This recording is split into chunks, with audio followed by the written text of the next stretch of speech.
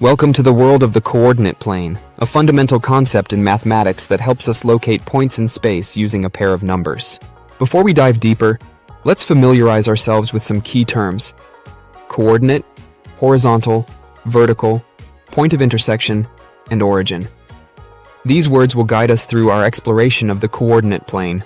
Plotting coordinates might seem familiar, as you've practiced this in earlier grades. We'll start from the basics to refresh your memory and build a strong foundation. A plane is a flat surface, much like a blackboard or a sheet of paper, but it extends indefinitely in all directions, providing a limitless canvas for plotting points.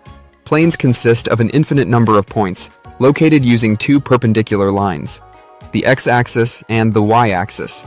Their intersection is known as the origin, the central point of reference.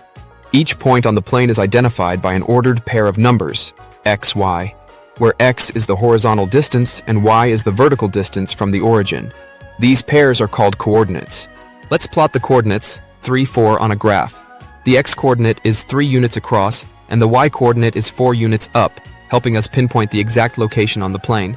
Don't forget, the origin is the starting point of our coordinate system, represented by the coordinates 0, 0. It's the anchor for all our plotting activities. In this example, we'll plot and label points M, A, C, and V on the coordinate plane, then connect them to form a quadrilateral. This exercise helps us understand the spatial relationships between points.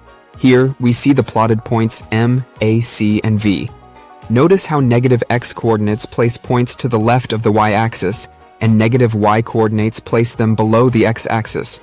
Continuing from the previous slide, we calculate the perimeter of the quadrilateral formed by the points.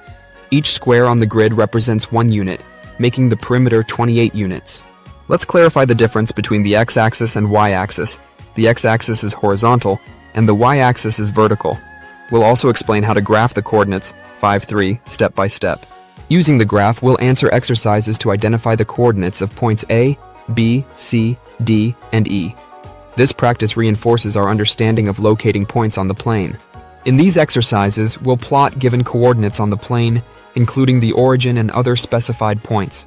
This activity enhances our plotting skills and spatial awareness.